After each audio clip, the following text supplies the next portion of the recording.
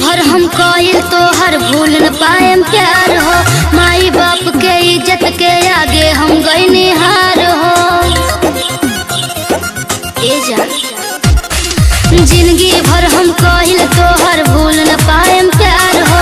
माई बाप के इज्जत के आगे हम गइनी हार हो। कसम खा तू कहीं तहर नाम ना धरे, कसम खा तू कहीं तहर नाम ना धरे। ए जान प्यार कइले बानी ऐसन काम ना करे, रानी तोहर नाम बदनाम ना करे। प्यार कइले बानी ऐसन काम ना करे, रानी तोहर नाम बदनाम ना करे।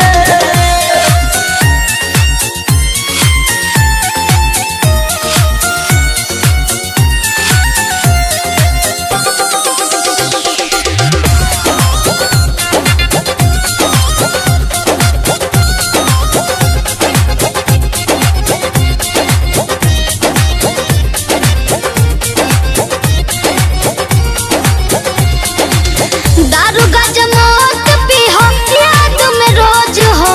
शादी में आवे के बाद खाए खाते भोज हो, खाए खाते भोज हो।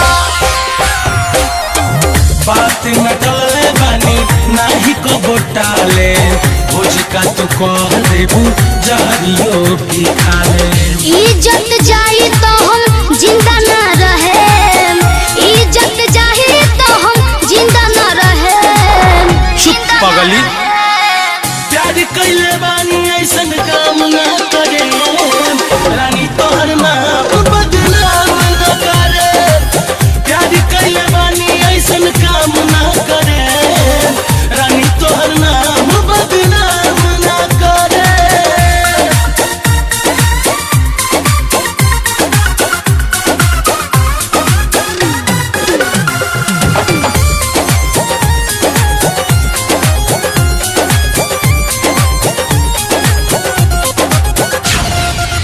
जाते हम ससुरा तोहर सेट करा देम शादी हो। बीकी न देखल जाही हमसे बर्बादी हो, हमसे बर्बादी हो।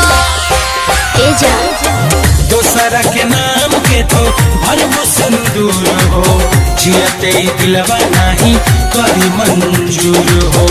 कैसे शिकारी संगे डोली चढ़े, कैसे शिकारी संगे डोली चढ़े, डोली चढ़े।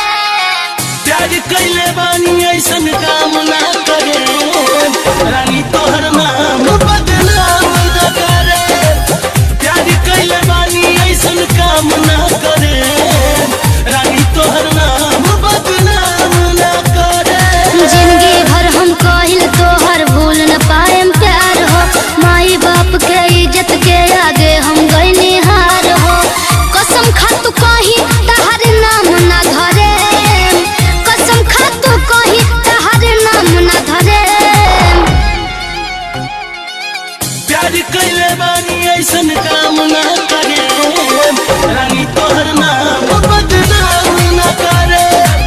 प्यार कइले बानी ऐसन काम ना करे, रानी तोहर नाम बदनाम ना करे।